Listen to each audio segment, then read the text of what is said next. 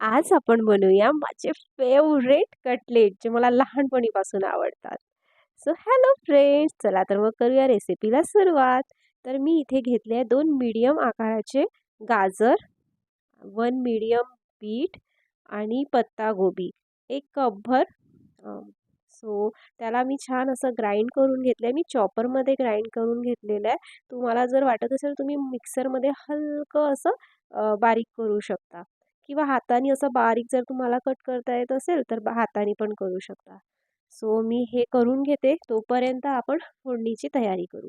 मी इथे 1 चम्मच तेल घेतलेलं आहे. जास्त तेल घ्यायची गरज नाही. त्यामध्ये टाकून घेते आहे मी जिरं.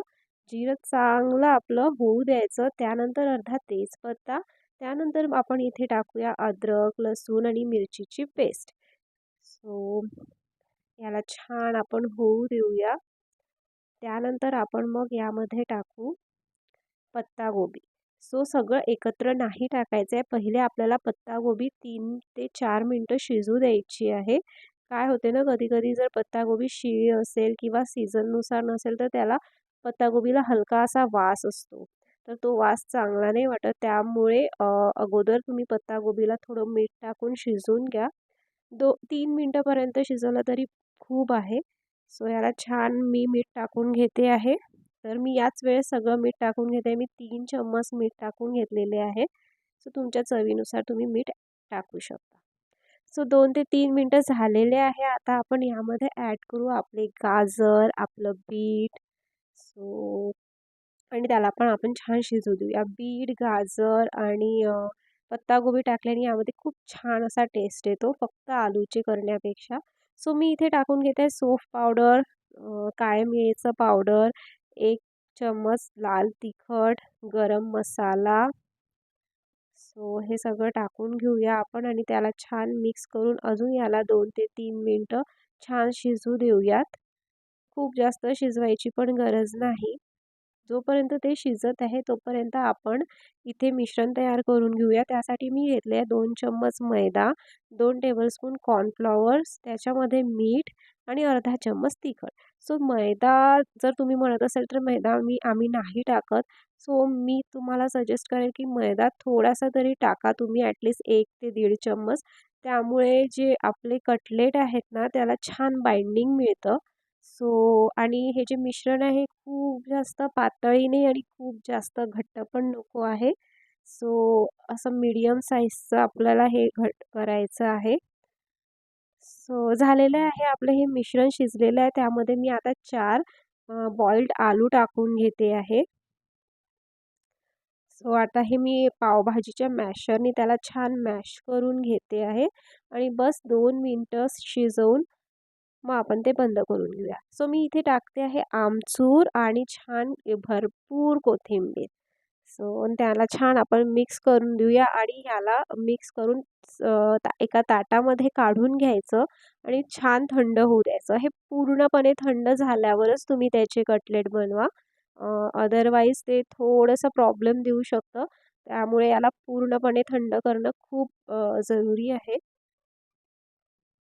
सो मी इथे करते आहे टमॅटो सॉस घरचं. सो मी घरचंच टमॅटो सॉस करते नेहमी. तर इकडे आपलं बारीक शेवई घेतलेली आहे मी. ही आटा शेवई आहे कणकीच्या. सो जर तुम्हाला ज्या मिळाल्या त्या तुम्ही यूज करू शकता. ह्या कणकीचे शेवया आहे. सो त्याला मी छान बारीक करून घेतले आणि आपलं हे जे मिश्रण आहे ते छान थंड झालेलं आहे. आता तुम्हाला जो आकार आवडतो तो त्याप्रमाणे तुम्ही देऊ शकता. याला मी छान असं शेप देते आहे. अंडाकृती पण बनवू शकता, हार्ट शेप पण बनवू शकता. सो मी इथे बनवत आहे हा शेप. रेक्टँगल शेप देते आहे मी. सो बघा किती छान दिसते आहेत हे असे रंगीबिरंगी. सो झालेले आहे आपले आकार देऊन सगळे कटलेट. मी थोडंसं मिश्रण ठेवून दिलेलं आहे, पूर्ण नाही केलेलं आहे. सो आता आपण यामध्ये छान याला डीप करूया आणि छान असं त्याचं जे हे आहे पाणी ते पूर्ण निघू देऊया. खूप जास्त ओलं नको आहे आणि लगेच मग ते आपण आपल्या शेवईमध्ये त्याला छान कोट करूयात. खूप टेस्टी वाटतात हे, खूप क्रिस्पी. अगदी मला लहानपणीपासून आवडतात हे. तसं तर आम्ही तळलेलं खूप कमी खातो, बट माझे हे खूप फेवरेट आहे. सो म्हटलं की चला आज आपण करूया हे. सो तुम्ही पण नक्की एकदा करून बघा. खूप छान वाटतात. फक्त आलूचे करण्यापेक्षा यामध्ये पत्ताकोबी, बीट टाकलं ना, त्याचा एक टेस्टच एक वेगळा येतो. खूप छान येतो. तसं तुम्ही यामध्ये ड्राय फ्रुट्स वगैरे पण ॲड करू शकता. ते पण खूप छान वाटतात. पण मी यासोबत ना पुलाव केलेला आहे ड्राय टाकून, म्हणून मी त्यामध्ये ड्राय नाही टाकले. बघा झालेले आहेत आपले सगळे कटलेट. आता आपण यांना छान गरम तेलामध्ये तळून घेऊया. सो बघा आपले कटलेट तेल गरम झालेलं आहे आणि लो टू मीडियम आचवर याला छान तळून घ्यायचं. सो मी तिसरा पण टाकून घेते आहे. एकत्र असे 3 मी टाकून घेते आहे.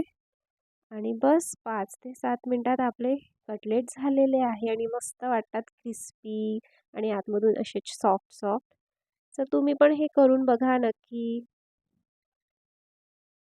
सो मी एका टिश्यू पेपरमध्ये त्याला काढून घेते आहे आणि आता आपण जो दुसरा स्लॉट आहे तो पण टाकून घेऊया. तुम्ही हे फ्रीजमध्ये पण ठेवू शकता आणि जर तुम्हाला असं तयार करून दुसऱ्या दिवशी पण करू शकता. पण नेहमी ताजे केलेलेच बरे. सो आता आपण दुसरा पण स्लॉट टाकून घेऊया आणि तुम्ही पण हे नक्की करून बघा आणि मला सांगा की तुम्हाला कशी वाटली ही रेसिपी. आणि तोपर्यंत चॅनलला लाईक करा, शेअर करा, कमेंट करा आणि सबस्क्राईब करा. आपण भेटूया नेक्स्ट व्लॉगमध्ये. तोपर्यंत थँक यू. बाय.